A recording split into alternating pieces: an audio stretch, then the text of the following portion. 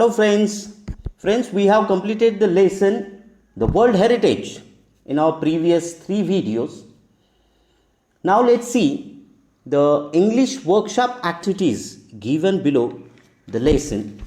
The first activity, write the importance of the years given below with reference to world heritage sites. While explaining the lesson, I have told you that you have to underline the important years and the important incident development happen in that particular year. Okay, तर ज्यावेळेस explanation केलं होतं लेसनचं त्यावेळेस मी तुम्हाला सांगितलं होतं की या दरम्यान वर्ल्ड हेरिटेज साईट डिक्लेअर होण्याच्या प्रक्रियेमध्ये जे महत्त्वाचे टप्पे आहेत, महत्त्वाचे वर्ष आहेत जिथे काहीतरी घडलेलं आहे तर त्याच्या खाली अंडरलाईन करा. आपल्याला तीच ॲक्टिव्हिटी इथे रिटनमध्ये कंप्लीट करायची. चला तर पहिले पाहूया. First one is 1959. तर 59ला महत्त्वाचं काय घडलं होतं तर UNESCO launched international campaign to protect temples and artefacts from that because of the Aswan dam. Some Abu temples were going to drown in the water, and to protect that, the first time UNESCO launched a campaign. मग तिथे लिहायचं UNESCO launch campaign to protect temples. Okay, 1965 इथे काय झालं होतं, white house conference arranged in United states.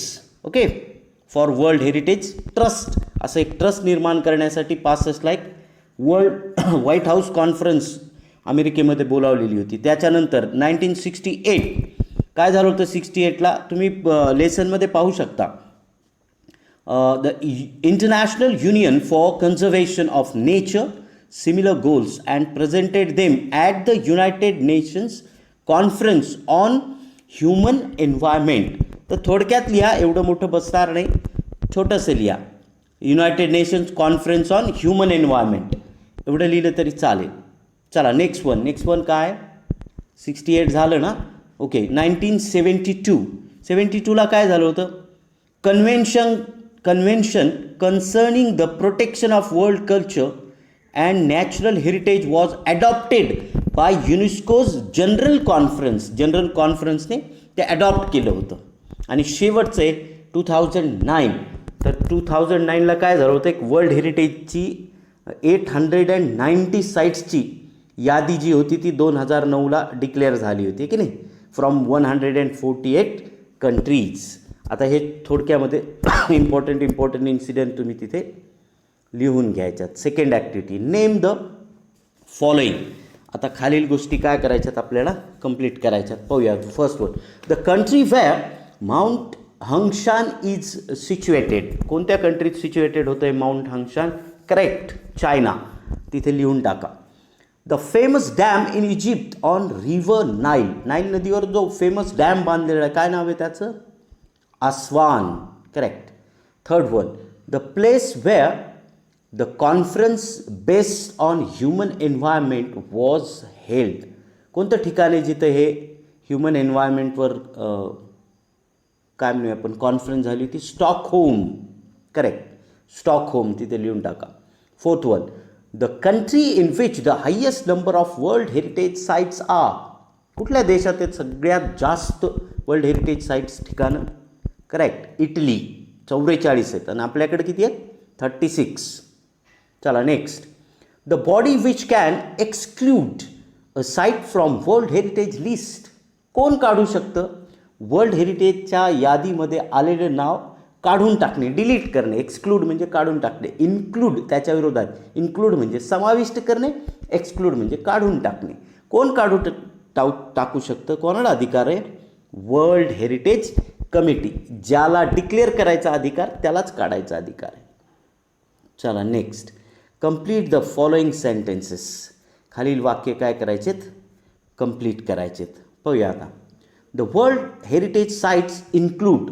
World heritage sites म्हणून कोणत्या ठिकाणाचा समावेश होतं? The places which has culture and natural significant importance to humanity, cultural and natural importance असणारे. Okay. Second one, there are around dash dash world heritage sites in the world. आज जगात म्हणजे 2009च्या, आज जास्त असतील पण 2009च्या यादीप्रमाणे किती होते? 890. Next one, the role of world heritage committee is. World heritage कमिटीचा रोल काय आहे बरं? काय? To list the sites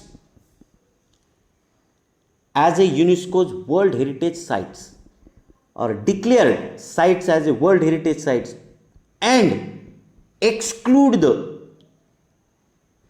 sites from world heritage sites list. दोन्ही काम आहे त्यांचं.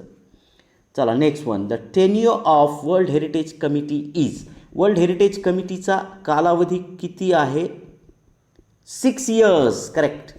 Next one, we can get more information about world heritage sites from. कुठून आपण जास्तीत जास्त माहिती याची गोळा करू शकतो? शेवटी पुस्तकाच्या शेवटी एक वेबसाईट दिली होती की नाही, कोणती आहे ती? WHE UNESCO.org. From this website you can collect more information. Let's see the fourth activity. Complete the following web by giving reasons why world heritage sites are in danger. आता खाली एक वेब दिला आहे, तो कंप्लीट करायचा आहे. म्हणजे जगातली जी वारसा स्थळे आहेत ती धोक्यात येण्याची काय काय कारणं आहेत आपल्या पुस्तकात दिलेली आहेत, लेसनमध्ये दिलेली आहेत, त्यातलेच आपल्याला लिहायचे आहेत. त्यातलं एक दिलं आहे वॉर. चला next, pollution, then acid rain, human encroachment. Encroachment म्हणजे काय म्हणूया आपण त्याला? अतिक्रमण, जंगलावर करत असलेले मानवाकडून होणारे. Heavy tourist traffic, hertz of tourist, खूप मोठ्या प्रमाणात टुरिस्ट येणे. Natural disasters such as earthquake, flood यासारखे काही. देन इंटरनॅशनल और अनकंट्रोल्ड, सॉरी इंटरनॅशनल नाही पण अनकंट्रोल्ड अर्बनायझेशन. अनकंट्रोल, अनियंत्रित असणारं शहरीकरण हे एक खूप मोठं कारण आहे. देन पोचिंग, पोचिंग म्हणजे इल्लिगल हंटिंग की नाही, बेकायदेशीर शिकार प्राण्यांची वगैरे वगैरे, त्याच्यामुळे पण जंगल संपत्ती वैभव कमी होत चाललेले. These are the reasons why the world heritage sites are in danger. Main responsible factor is human beings. Okay. चला नेक्स्ट पाहूया. Fifth activity, answer in your own words. तुमच्या स्वतःच्या शब्दात खालील प्रश्नांची उत्तरं द्यायची आहेत. तर हे 3 प्रश्न आहेत ना, फार महत्त्वाचे आहेत. याकरिता महत्त्वाचे आहेत की या लेसनवर most of the time what are our duties towards the preservation of historical site or world heritage sites असा प्रश्न मोठ्या प्रमाणात विचारला जातो. तर या प्रश्नाचं उत्तर या तिन्ही प्रश्नांच्या उत्तरातून तुम्हाला कलेक्ट करता येईल. मग ते प्रश्न काय आहेत पाहूया.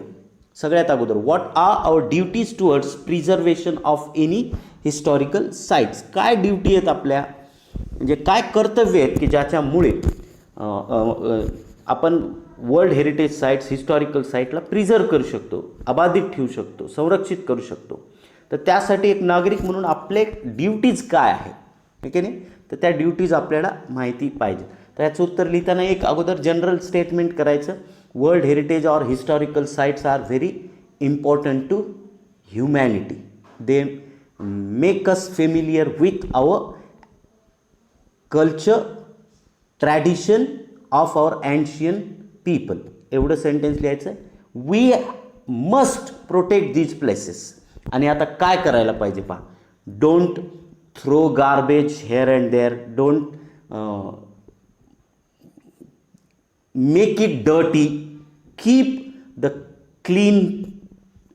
that place clean. Okay? Do not write anything on the walls. Use dustbin to throw garbage. Maintain discipline at that place. Keep silence. Okay? Maintain environmental safety of that place. Don't make it dirty. यासारख्या गोष्टी जर आपण केल्या, या आपल्या duties आहेत, आहे की नाही, टू प्रोटेक्ट दीज प्लेसेस. तुम्ही शॉर्टमध्ये लिहा नंतर कारण इथे जागा कमी आहे तर नंतर तुम्ही ते सेंटेन्स फॉर्मेशन करून लिहू शकता. Next one, why should we preserve the world heritage sites. आता वर्ल्ड हेरिटेज साईट्स आपण का प्रिझर्व केले पाहिजे? Because these sites makes us familiar with our culture. Is it? They are important culturally and naturally to the whole humanity. Okay, they also helps us to know our customs, tradition, food habits, about our beliefs, about our literature, our tradition, all these things related with our ancient people. Do we know because of these kinds of historical sites? Also, they make us familiar with the ancient artifacts, arts, music, everything. And addition to that, the natural beauty enhance us, makes us gives us a soothing effect to our mind, to our soul.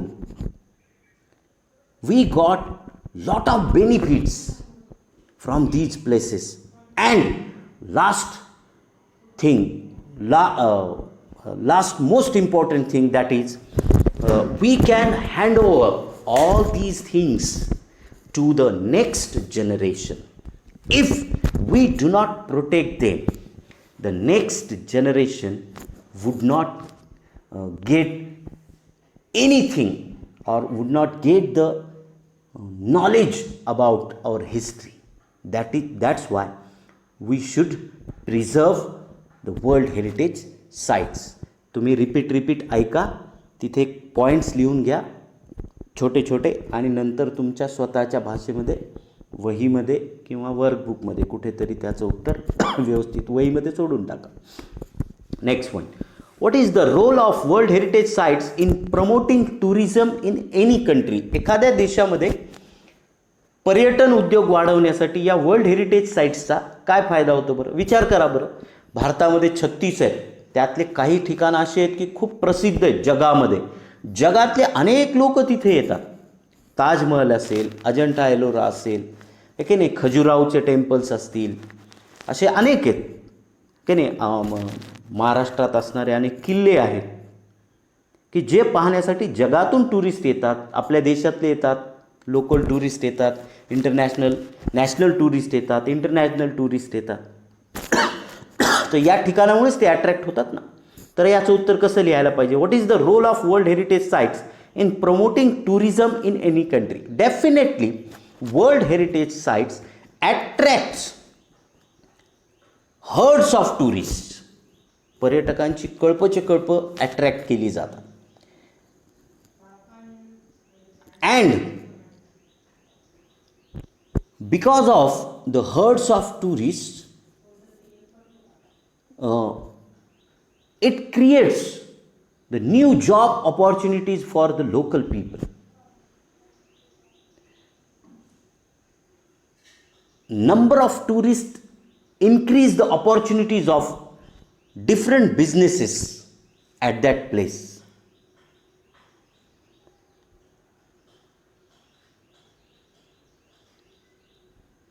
And after the herds of tourists, the financial condition of that place increases.